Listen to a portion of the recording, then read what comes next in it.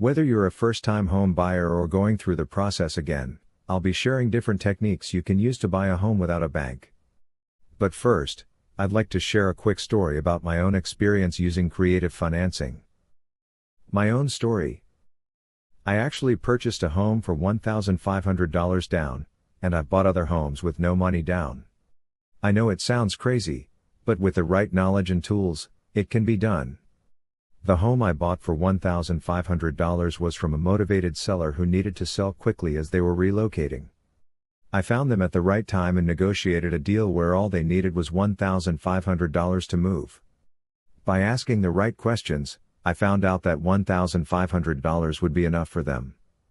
So, they accepted my offer, signed the deed over to me, and moved across the country to buy their next home. It was a win-win for everyone. That $1,500 was the most I've spent on a house in this type of transaction. Most of the houses I buy are with no money down, often through lease options where I act as the middle person, buying from the seller and selling to someone else. That's a topic for another time, but yes, it is possible to buy a home without using a bank. Different techniques. Here are the different strategies you can use to buy a home without a bank. Seller financing. This is where the owner acts as the lender. The seller sets the terms, including the payment schedule and interest rate, and you make payments directly to them. Lease option. In a lease option, you rent to own the home. I recommend speaking with a mortgage broker first because, at the end of the lease option, you'll need to purchase the home. A broker can advise you on how much money you might need to save or if there are credit issues to address. Subject to.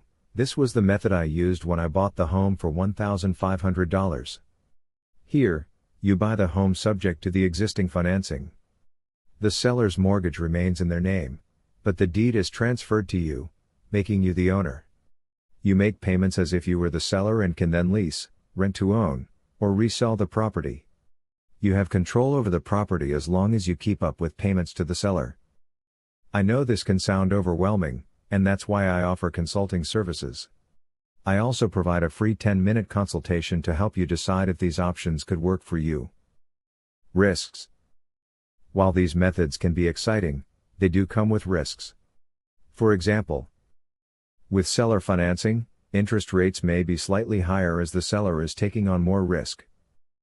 With a lease option, it takes more negotiation, especially since you'll need financing at the end. With a subject to transaction, there's a risk that the lender might call the loan due if they find out the deed was transferred. These risks are why I'm here to help. I can discuss each method's risks and help you find the best option for you. Conclusion. Buying a home without a bank is possible. With the right knowledge and guidance, you can use creative methods like seller financing, lease options, or subject to transactions to make it happen. If you're curious about other ways to buy a home without a bank, check out my ebook, The Disruptor's Guide to Home Buying. It's a quick read with valuable information, and I'll link it below. Don't forget about my free 10-minute consultation. I'd love to guide you on this journey. Please like, subscribe, and share this video with anyone interested in buying without a bank or realtor. Leave a comment below if you've thought about buying a home without using a bank or realtor, and remember, with the right knowledge and a little confidence, you too can buy a home without a bank or realtor. Thanks for watching, and I'll see you in the next video.